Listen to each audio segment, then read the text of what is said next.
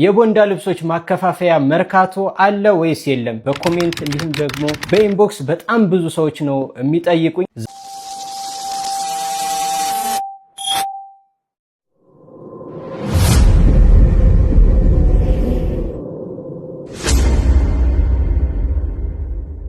ዛሬ መልሱን እመልስላችኋለሁ ማለት ነው። ቪዲዮን ሼር እና ኮፒ ሊንክ በማድረግ ለሌሎች እንዲዳረስ አድርጉ። ስለዚህ እናንተ የቦንዳ ልብሶችን ቢዝነስ መጀመር ከፈለጋችሁ መጀመሪያ እኔ ሪኮመንድ ማረጋችሁ አስመጪዎችን ብታገኟቸው ቀጥታ ማግኘት ብትችሉ ጥሩ ነው ብዬ አስባለሁ። እንደዛ ካልሆነ ቲክቶክ ላይ በሚተዋወቁ ወይም ደግሞ እናከፋፍላለን በሚሉ ሰዎች መሸወድ የለባችሁም ብዬ አስባለሁ።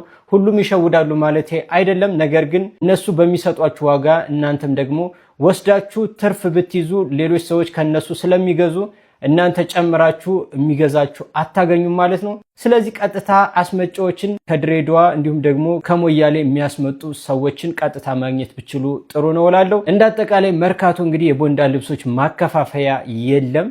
ያ ማለት ግን አዲስ አበባ ውስጥ የለም ማለት አይደለም። አዲስ አበባ ውስጥ ከፈለጋችሁ ግን በትንሹም ቢሆን ቢዝነሳችሁን ለመጀመር ይሆናችኋል ብዬ ያሰብኳቸውን 3 ቦታዎች እነግራችኋለሁ። በሶስተኛ ደረጃ የምነግራችሁ እንግዲህ አስኮ ጨረታ ነው። ሁላችሁም ታውቁታላችሁ ብዬ አስባለሁ።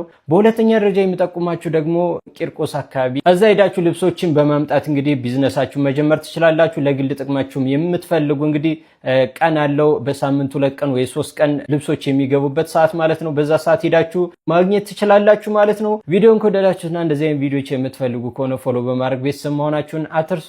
ሌሎች እንድጠቁማችሁ የምትፈልጓቸውን ቦታዎች ኮሜንት ላይ አስቀምጡልኝ። ከነዚህ ከሁለቱ በተጨማሪ እንግዲህ የቦንዳ ልብሶችን የምታገኙበት የመጨረሻውና አንደኛው ቦታ እንግዲህ ሰንዳይ ማርኬት ነው ብዙ ጊዜ ያለው። እዛ 6 ኪሎ ወደ ጃን ሜዳ በሚወስደው መንገድ ሄዳችሁ ማግኘት ትችላላችሁ።